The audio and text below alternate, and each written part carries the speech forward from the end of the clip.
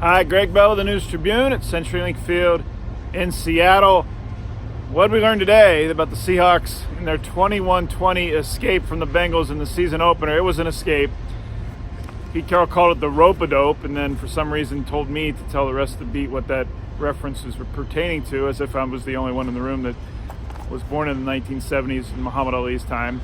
The rope-a-dope came from 438 yards allowed, 418 the defense allowed Andy Dalton in the Bengals passing game, 158 yards for John Ross. After the game, we're talking about and praising the defensive line, Jadeveon Clowney for his debut, Al Woods at defensive tackle, Quentin Jefferson for a huge day, yet the pass rush in the defensive front was spotty. Pete Carroll admitted that after the game. Way too much time to throw, especially earlier in the game for Dalton. The Seahawks were blitzing early in the game, and that was the only way they were getting home again, as it was early in the season. Although Clowney, by the way, played far more than advertised, far more than he expected, far more than the Seahawks planned. 42 of 68 total plays. That's what Clowney was in for. It's because, one, the Seahawks took away the run and the Bengals abandoned it. Cincinnati 14 carries for 34 yards. When coming into the game, all the talk was Zach Taylor, the former Rams offensive coach in his first year, rookie head coach for the Bengals, would bring the Rams run-based game to Seattle in week one. Well, they only ran it 14 times and gave up on it basically, but heck, the success they were having throwing the ball, especially Ross down the field, why not throw it all over the yard? I mean, 418 for Dalton, that's Dan Fouts, Ben Roethlisberger, who they play, the Seahawks do next week, by the way, and Phillip Rivers' numbers for most the Seahawks have allowed to a quarterback in the game in team history. What was the problem there? Well, the pass rush I mentioned needed help, and especially in the first half with blitzing. And Trey Flowers had a tough day at cornerback. They picked on him, and they went after Tedrick Thompson at free safety as well. I think it's a matter of Marquise Blair, the rookie second-round pick, getting healthy at safety to join Bradley McDougald in the starting lineup and get Thompson out of there. I believe that's where they're headed, and that if Blair had not gotten the hip pointer in August and missed most of the preseason, they might already be there. Thompson, there was a jump ball. It looked like a Hail Mary with about 15 seconds left in the first half that Dalton threw straight up in the air into near this end zone for Ross. I'm not quite sure what Thompson was doing under the ball. He's camped under it like it was a punt. They practice this all the time of high-balling balls thrown straight up in the air by coaches. Yet Thompson jumped like yesterday. The ball went behind him for a touchdown that just should not have happened. The Bengals had a 17-14 lead instead of a Seahawks 14-10 lead on a ball Thompson would intercept 9 times, 10 times out of 10 in practice. Carroll said after the game that was unfortunate, should not happen.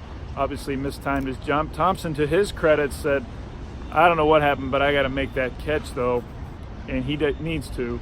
That's the center fielder's job, and it shows up that Earl Thomas is in Baltimore making plays, not in Seattle, when Thompson makes a play like that. It's an all or nothing position that Thompson plays. Yes, you make one mistake and you get called out for it, but that mistake becomes a touchdown, and it had Seattle behind going into the fourth quarter.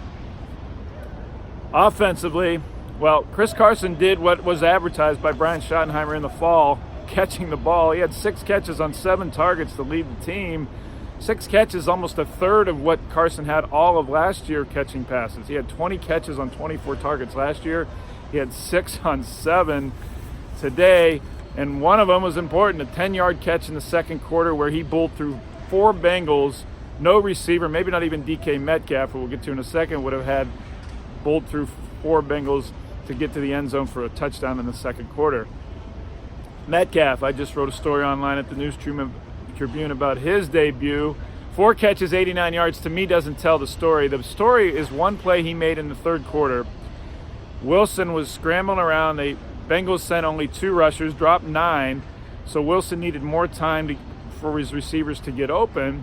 He rushed Wilson towards the line of scrimmage, and when he did, Metcalf took off. He was running a short slant, saw Wilson take off, and ran straight down the field into a go route down the seam.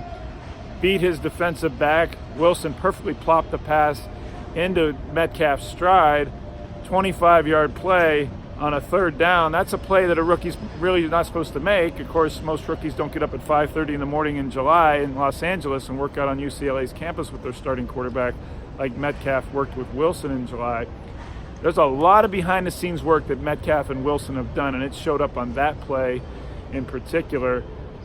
Metcalf said he was wowed. It was an awesome day, and his parents were here, flew across the country for it. But a play like that, the 25-yard catch I talked about, shows that he is in it for the long haul here as the Seahawks starting split end. Metcalf, not only his size, 6'4", 229, his speed, 4'3", 40, but his smarts to do that, and he needs to do that with this offensive line. I'm sure you noticed if you watched even 10 minutes of the game, the offensive linemen have problems pass protecting when the teams know they have to throw it in long yardage situations. In the first half, the Seahawks were not getting anywhere with the ground game, and so they were in long yardage situation and had to throw. The Bengals came after Wilson, ended up sacking him 4 times, hit him 9 other times on his 24 total dropbacks. Only Wilson's accuracy and poise had him to 16 for 20 passing day with 2 touchdowns and a passer rating well above 100. Much like last year, efficient with few throws, but much like last year, harassed when teams know he has to throw. We saw today what happens to this offense. It will bog down and stop if it doesn't get rushing yards early in downs and early in series. Teams know it, and you're going to see a lot of safeties stacked in 8-man, 9-man lines. You're probably going to see Pittsburgh do that next week as well, and we'll see if the Seahawks open up earlier in series to throw the ball to try to loosen that kind of defenses. But it's still a problem, the pass protection, and a play like Metcalf made could be hugely important down the season with Russell Wilson.